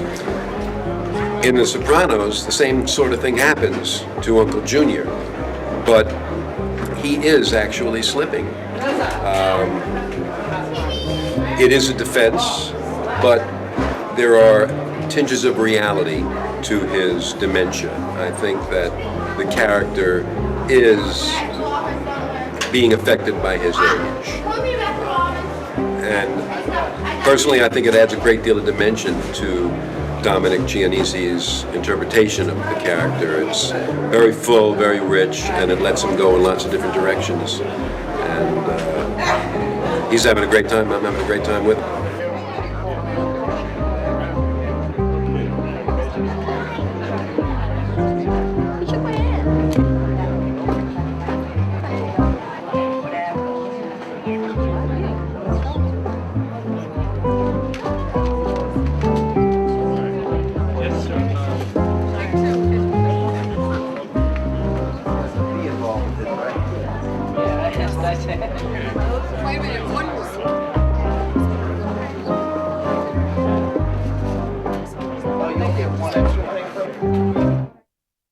There's a scene shot, you know, the episode where Dominic Chianese tries to kill Tony. He shoots him. There's also a scene that we shot that we never used, where Phil shoots Dominic through the window. Because at the last minute, shooting one of the episodes, they said, "Okay, Frank, we're going to stay a little later today. Why? We got something else for you to do." And it was confidential. Didn't know that we were doing this today. They changed my clothes. We went in. They had the set. We had a fake window with the blinds, and inside you could see inside Dominic's house. And I had to come in and get out. And they never used it. They would do shit like that. David Chase has become a star in his own right. I mean, the fans love the show, and they love him for creating the show. So when he shows up, he's not just an anonymous person behind the scenes that no one knows. I mean, he's definitely the creator of the show, and the fans want to meet him. David Chase is probably the most talented human being in our industry, I think. He took a show and he took a lot of risks and he stuck to his own vision, and he's the man. David Chase is in charge of the show, and when he makes an appearance on the set, I think you can feel the nervousness. If he shows up, we kind of think there might be a problem. He's very hands-on as far as how the show should be run. Yeah, when David Chase shows up sometimes in locations, which he rarely does, we're always like, dun, dun, dun, dun. Well, David Chase did come on the set one day with unfortunate news for both Dre and her fans. Adriana was getting whacked in the 5th season episode called Long-Term Parking. After meeting with Chase curbside, as shown in this rare location footage, Dre, in bloody makeup from a car crash with Tony, made her way into the hospital to shoot her next scene with James Gandolfini. After 5 seasons on The Sopranos, the character of Adriana Lacerva was to be no more. And I'm really not happy about it. David Chase hired me for one line, and that one line turned into 5 seasons. And supposedly I got the part because of the way I said the word ow. The part was developed, and I got real lucky. I think a lot of that I owe to Michael and his support and the way he acted with me. Now whenever I have to go work on another set with another male lead, I want to kill myself because he just made it so easy for me to kind of blend into this cast and everything. I mean, people really thought we were a couple when they first saw us on TV. Everyone thought that. I think that's part of the reason why David kept me on the show. In season 5, we shot a very sweet scene out in Belleville, New Jersey. Adriana and Christopher are tasting wedding cakes to choose one for the wedding. It's kind of ironic considering how Adriana ends up in season 5. I don't like going on other sets. It's kind of difficult for me. I mean, being on a Sopranos set, it's like you're not hanging out with actors. And when you're on a real set, like a Hollywood set, all of a sudden you're surrounded by actors who just love themselves. Sopranos, you're surrounded by actors who love acting, you know. Well, the great thing about shooting in New Jersey and New York is you can find locations that will fit the bill for various storylines. And Booten stood in for New Hampshire in the episode where Joe Ganascoli's character takes off and ends up in bed and breakfast up in New Hampshire. When I first crashed my car and it was raining, I mean, that was all rain that they set up in, fake machine. It was a rain machine. It was a hard rain. They made a pouring hard rain for that scene. He was a major focus and he did a lot of hard work that episode. In Booten, we had this scene where I'm by the waterfall thinking things over. It was very hard negotiating down this rocky terrain. And they built this ramp so I could get down with a banister, and even I was sitting on this rock, that, if I had slipped, I could went, right down into the water.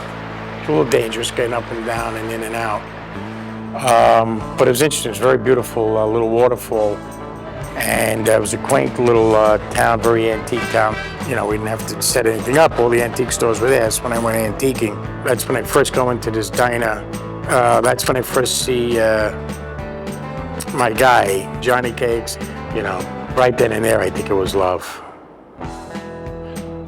Wherever I go, people always, inevitably, I'll hear, "Hey, Johnny Cakes, how's Johnny Cakes?" And, "I love you, Johnny Cakes." And Johnny Cakes was played by an actor named John Costello, whom I knew.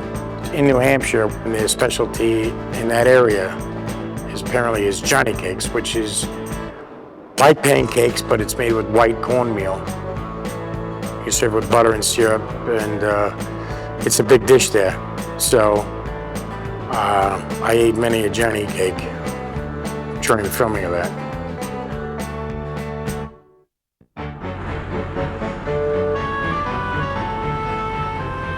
Here we are in the lovely Jersey City, New Jersey. Robert Eiler, who plays AJ, is seen here returning from the set accompanied by Bianca, one of his girlfriends in the show. First introduced in the episode Keisha, she is played by Dania Ramirez. They are seen here generously accommodating some fans.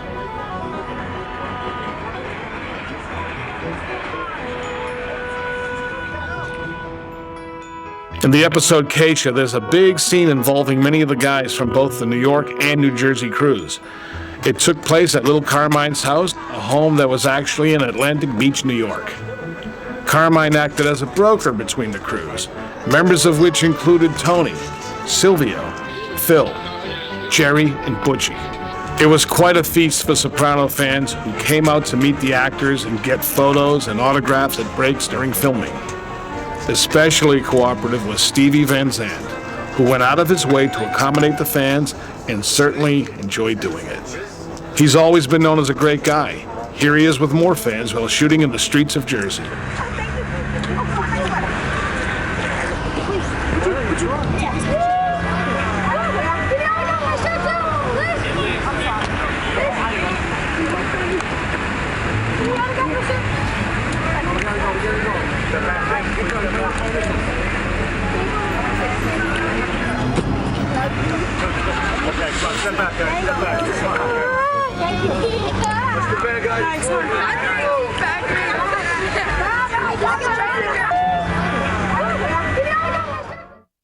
Here we see rare footage of Steve Shripper walking to the set for the filming of the episode Mo and Joe. He is in bloody makeup due to his prior altercation with some gang members after collecting a debt in Newark. Now here's a rare shot of a bruised up James Gandolfini on his way to the set. He doesn't want to be photographed with the makeup for fear of giving away any plot lines. The makeup is the result of the Monopoly game fight with Bobby Bacala in the episode called Soprano Home Movies. Tony will be joined at the bar seen here with Steve Shripper. They'll meet up with two French Canadians to do some business and arrange a hit. The tavern will double as a bar in upstate New York.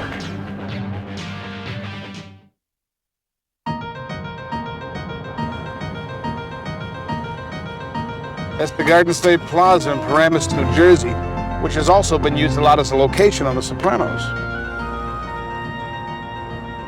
Vito comes back to New York from New Hampshire and wants to get back in the good graces of Tony Soprano and rejoin the crew. They meet at Garden State Plaza, a little cafe. We shot that at the mall, and as big a TV show as Sopranos was, you can't shut down the whole mall. We did go there early in the morning on a weekday, so it was a little less crowded, but once word got out that we were shooting there, the crowd started to build, of course. That's real location shooting. You're shooting in a mall, in a working mall. It's open, the stores are open. You have some control over things, but you really are in the middle of an actual location, living and breathing daily life while you're making your little imaginary life. Vito didn't know how things were back in New York. He had been away for a while. He didn't know how Tony Soprano was going to take this fig leaf of an offer of coming back and working for him again. At that point, Vito is an unknowable. He's an unknown. Can you trust him? This is the guy that disappeared for a while. Anytime a mobster disappears, the first assumption is that they've gone to the feds or they've gone to somebody. And Vito doesn't know what's going on in Tony's mind, and that's why they meet in a safe location, meet in the middle of a mall. What's the guy gonna do to you in the middle of the mall? Of course, Vito did bring his brother as backup because he wasn't sure how Tony would react. My brother in that was someone from the crew, Vinny Orofino, that played my brother. I guess David Chase saw him and said, you know, I'm gonna use you as Joe's brother. That was a good scene. It was a little funny. Vito's character left, and that's something you don't do when you're in the mafia. You don't leave. There's, you know, Tony Soprano said there are two ways getting out of this: in jail or dead. But you don't go to New Hampshire and find a gay lover. That's really not option 3. Well, you know, there's a lot of people that don't like homosexuals in this world. In the episode Cold Stones in season 6 is where Vito meets his fate, which was death. Here we are at the Courtesy Inn Motel. Preparations are underway to film the death scene of Vito Spatafore, played by my good friend, Joe Gamascoli. John Bianchi, who plays Jerry, and Tony Cucci, who plays Fat Dom, arrived on the set early. And there's Joe, Big Vito himself. We had to kill Vito, and we followed him and found out where he was. So I meet my demise at the Courtesy Motel in Fort Lee, New Jersey. which is still there, and I pass every time, and I always give a glance at the room. And so from the outside, it looks like a sleazeball motel where you would have maybe an affair. But we ended up there for a very long day of shooting. We had all these rooms on the second floor. So the room that we were shooting in, and then each department had sort of like a room that they could use to stage equipment and things like that, lights and cameras and all this kind of thing. When you're shooting in a location, the small motel room becomes infinitesimally small once you get cameras, actors, crew people, lights in there. It's the classic rats in a small cage scenario. Joe had a stunt double. Anytime there's any sort of stunt being done, there's always a double. There might be a stunt person that they never use for the actual shooting. Sometimes they'll be on standby and the actor will end up doing all the stunts or the fight themselves. The beating of Vito was pretty intense. When we shot that, it was a brutal beating. So the guys that beat me that night were a couple of Frank Vincent, goons.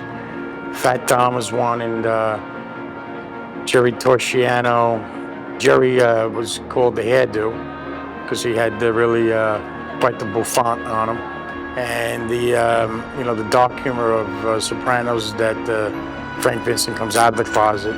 Vito came in the room and they knocked him down.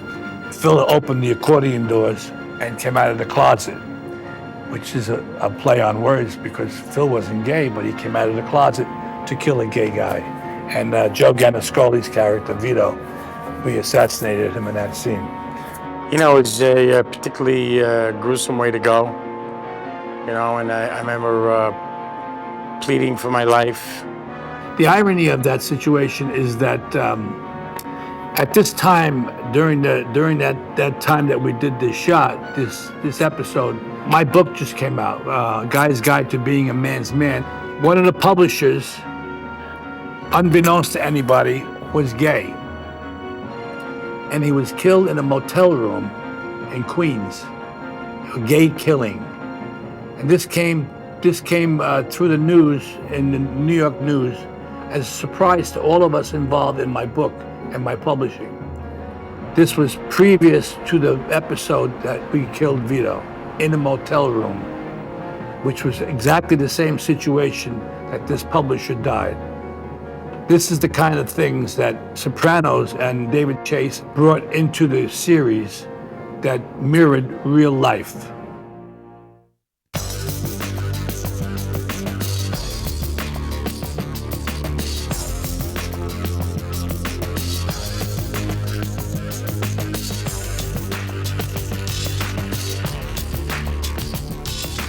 After coming on the show during its first season, Vince Curatolo's character Johnny Sack passed away from cancer while incarcerated.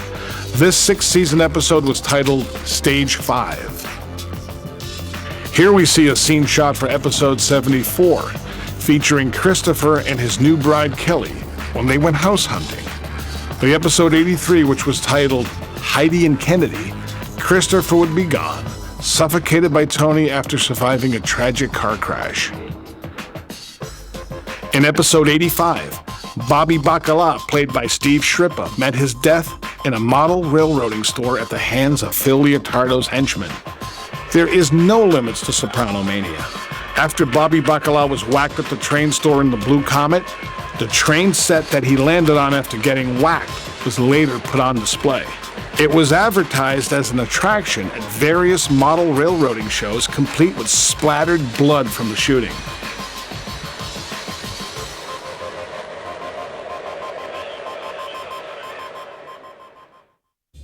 The other episode we shot, called The Second Coming, was an episode that was shot supposedly at Phil Leotardo's home in New York.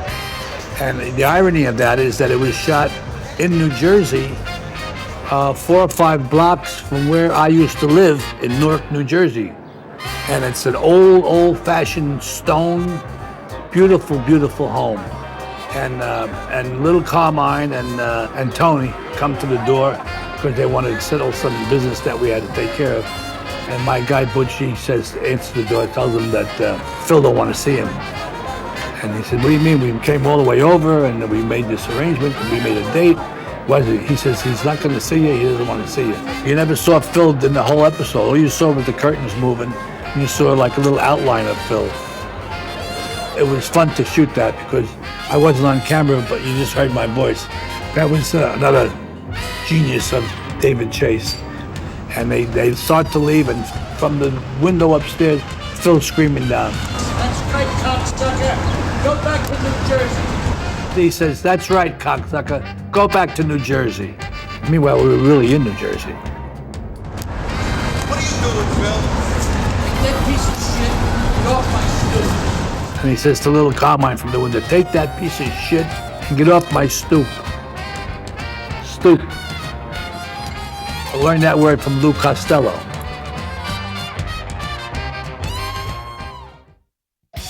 You can try as hard as you can to block a scene from the public.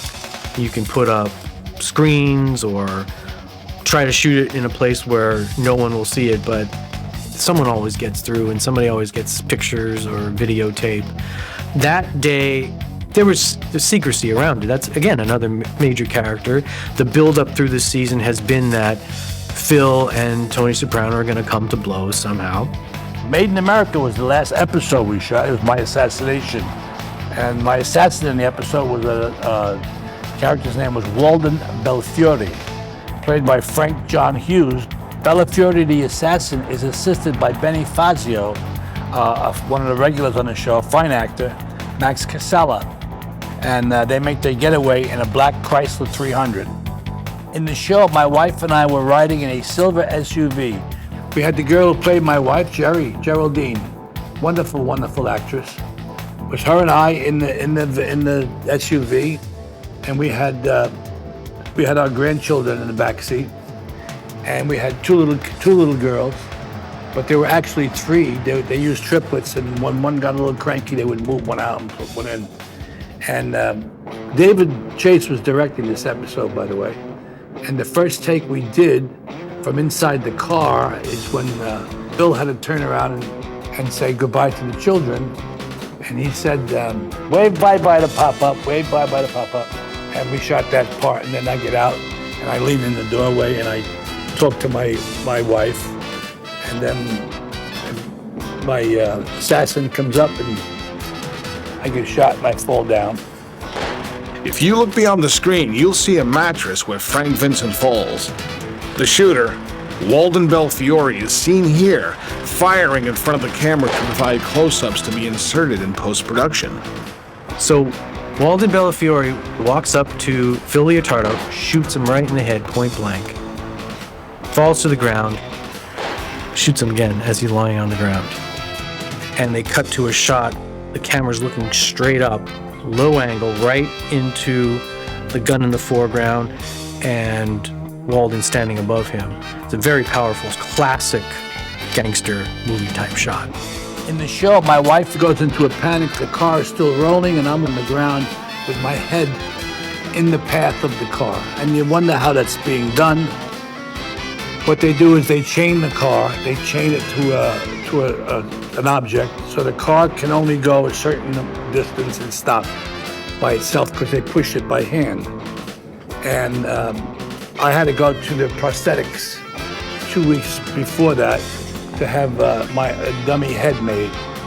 So in the real actual shooting of it, I had to lay down under the wheel, and the car would be pushed only this far until it touched my face, and then it would cut, and then they would put a dummy in, full dummy, with the head, the actual head that they made for me, and the car would just to start to go over the head, and they would cut to the reaction of the people who were standing around in the gas station. I think there was some black kids who were looking, and one kid was throwing up, and people were going, "Oh my God!" And that was the final episode of Phil. That's where he got killed, and they must have made about 10 or 12 heads because they rehearsed that scene a lot when I wasn't even there. They were rehearsing that scene. We tried various things with it. You just see a flash of it in the episode because prosthetic. It doesn't look like what a real head would look like being run over. Not quite sure what that would look like, but it wouldn't be pretty. I think HBO had some limits back then. I think they got rid of those now because they chop heads off all the time now. But back then, I think they had their limits.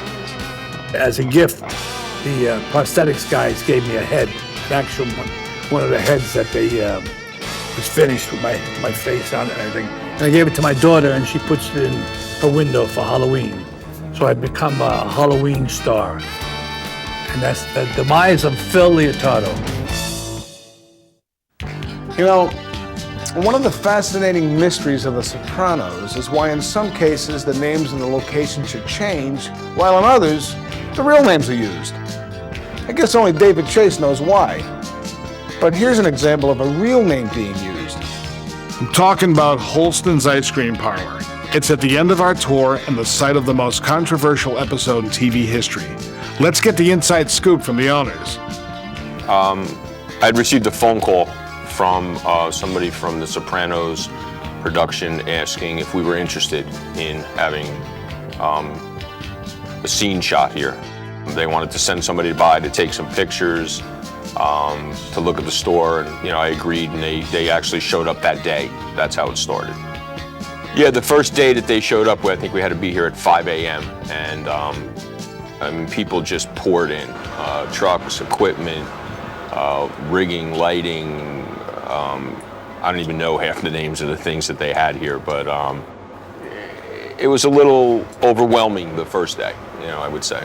The scene was a night shot, so it had to be dark. So what they did is they had these black curtains hanging out in front of the store, and you don't even know what time it is, and it looks like nighttime all day long, and you go outside and there's bright sunlight, and it's just weird. Yeah, they had about 80 people working on the set at the time, and it's just like everyone's doing something different. It's kind of like watching ants, like they're all doing something different, but it's for a common, cause. So it was interesting to watch. Yeah, we met David Chase. He actually came for lunch one day, and I think that's how the onion rings started. David Chase liked the onion rings, and that's what they asked for when they were shooting. But he was here the first day. He directed the first day.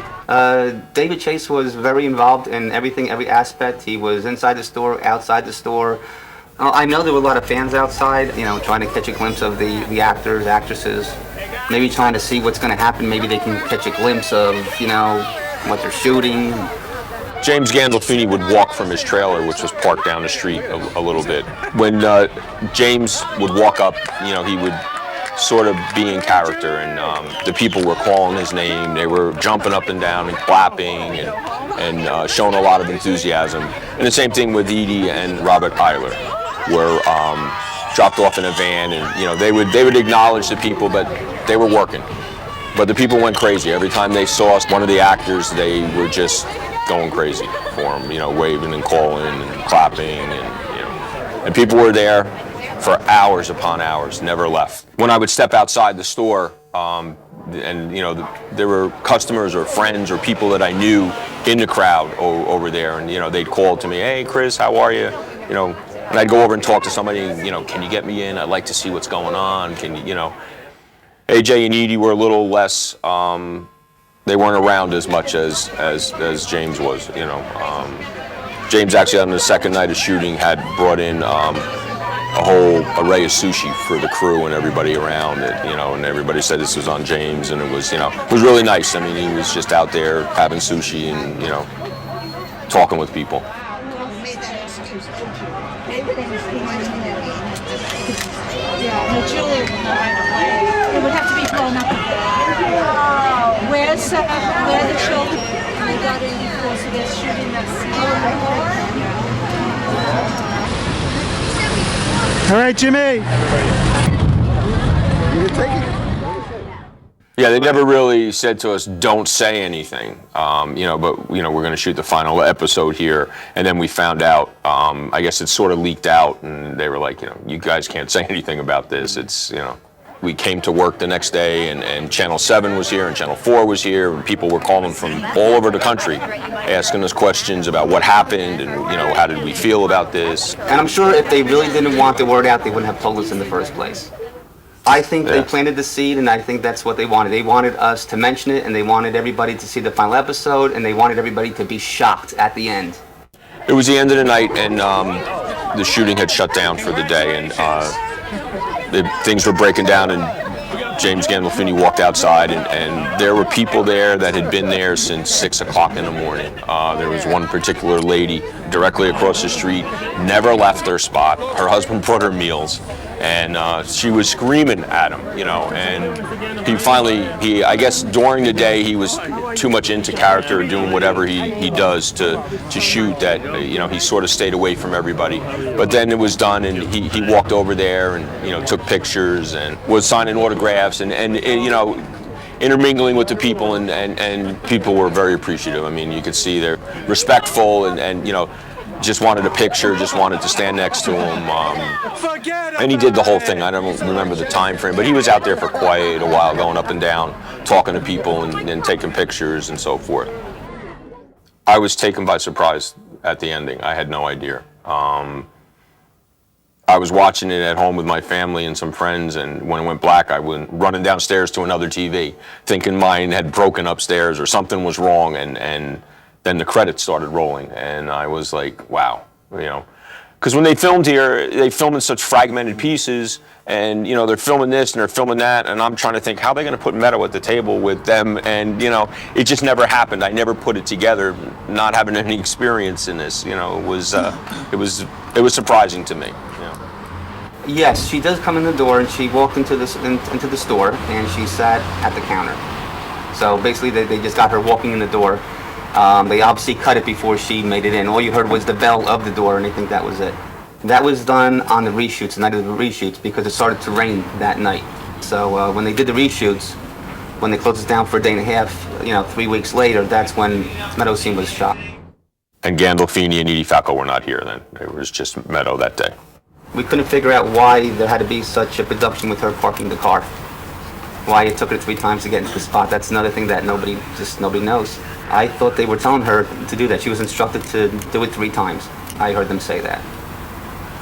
It also had drizzled that night too, a little bit, and they had people out there with towels drying off the cars, so it didn't look like it was raining. David Chase pays attention to every detail. They reshoot things sometimes 10, 20, 30 times. I don't see the difference. I thought they were just wasting their time, but obviously he knows what he's doing. You know, but we still get that question. They still want to know where the booth is, and do you know what happened? People were calling up, they wanted to reserve the booth on a Friday night or a Saturday night. They were coming in with friends. We want to sit in the Soprano booth. Can we reserve it? Of course, we have a line of people, you know, for the first couple of days afterwards, you know, and everybody wanted the booth. And I'll never forget that, you know, I was trying to seat people and keep things going. And, you know, we were all working crazy hours, and I had one gentleman, you know, I'd say probably in his 20s. He came in with his friends, and, you know, he had to wait in line, and you know, can I get the Soprano booth? And I said, well, we'll have to see. I don't know. You know, there's people sitting at it right now, and, you know, he, you know, shaking my hand, thank you, and in his hand is a bill. He's going to give me a tip to get him the booth, and I'm thinking to myself, oh my God, you know, where did this come from, you know? After the scene was aired, there were a lot of people coming to our store, news reporters, everyday people, fans. A lot of people came here they want to sit in the booth, they wanted to find an answer, they wanted closure, and they did not get it here.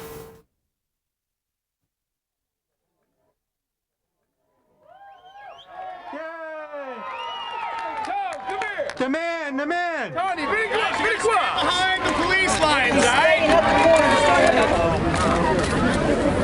How you doing, Mr. Gandolfini? How are you? How you doing? How are you? Mr. Shy, nice to meet you. How are you? How you doing? Thank you so much. There you go. Thank you. Hello, how are you? Thank you. Hi.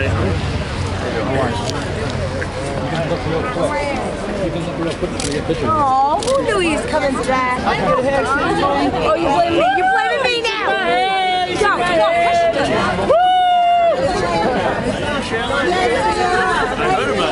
Yes, get on the side. Now you can leave. I'm not going to tell you again. what? So by the rules. Can you sign this cup? Come on. Forget about it. Can you sign my chest? Yeah. Kiss on my cup. Sign my cup.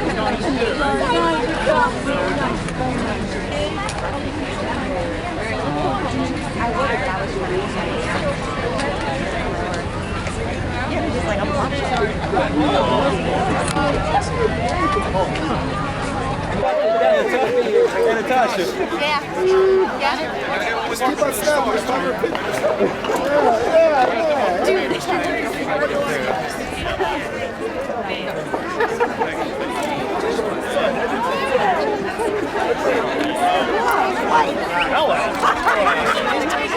Nice to see you.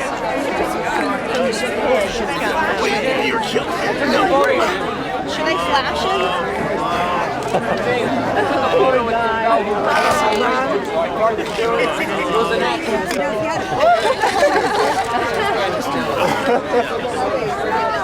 You just hold that down.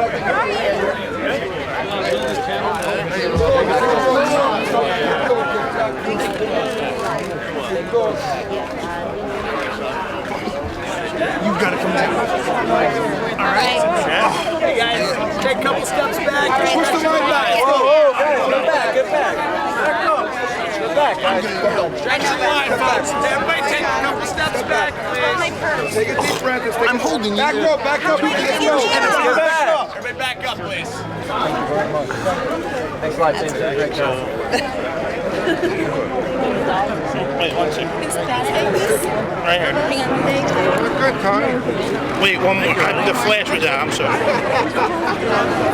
Perfect. Took it. Did you get it? It's there. It's a good one. Yep. Good one. Nice.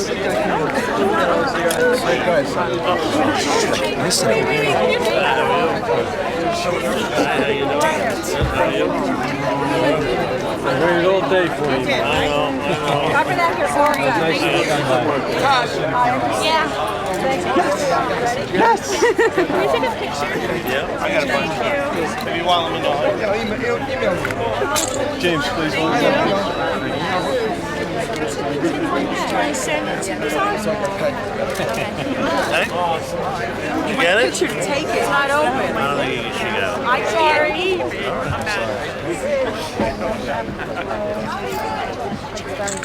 Thank you very much. Did a great job. Oh my, that's mine. That's mine. Thank you. Come on, Adriana.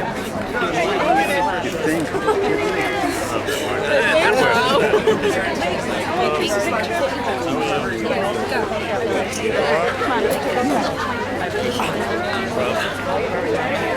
Oh, can I please just... Sure, get in there.